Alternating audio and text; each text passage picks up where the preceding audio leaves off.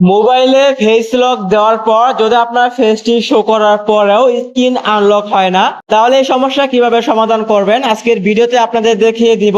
প্রথমে আপনাদের মোবাইল থেকে সেটিংস অপশনটি খুঁজে বের করে সেটিংস অপশনে ক্লিক করে দিবেন। সেটিংস অপশনে ক্লিক করার পর একটু নিচ দিকে চলে যাবেন। নিচ দিকে যাওয়ার পর এখান থেকে সিকিউরিটি এন্ড প্রাইভেসি নামে একটি অপশন আছে, এই অপশনে ক্লিক করে দিবেন। সিকিউরিটি এন্ড প্রাইভেসি অপশনে ক্লিক করার পর একটু নিচ দিকে চলে যাবেন। যাওয়ার পর এখান থেকে ডিভাইস আনলক নামে একটি অপশন দেখতে পারবেন। প্রথমে আপনার মোবাইল থেকে ডিভাইস আনলক অপশনে ক্লিক করে দিবেন।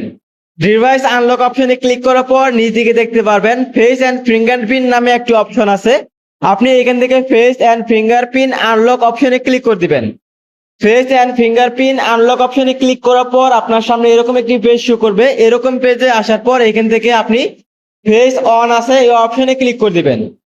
ফেস অন অপশনে ক্লিক করার পর আপনার মোবাইলের লকটি আনলক করে নেবেন। তারপর আপনার সামনে এরকম একটি পেজ শো করবে। এরকম পেজে আসার পর এখানে দেখতে পারবেন inter home screen after unlocking, মানে আপনি যদি ফেস দেন সেক্ষেত্রে এই অপশনটি যদি অফ থাকে তাহলে আপনার স্ক্রিনটি অন হবে না। যদি এই অপশনটি অন করে দেন তাহলে যদি আপনি ফেস লক দেন, মানে আপনার ফেসটি মোবাইলে শো করান, তাহলে আপনার স্ক্রিনটি সহজে আনলক হয়ে যাবে। তো এইভাবে আপনারা ফেস লকের সমস্যার সমাধান করতে পারবেন। তো এই ছিল আজকের ভিডিওটি ভালো লাগলে অবশ্যই ভিডিওতে লাইক দিবেন। পরবর্তী এরকম ভিডিও পেতে এই চ্যানেলটি সাবস্ক্রাইব করে রাখবেন। ধন্যবাদ।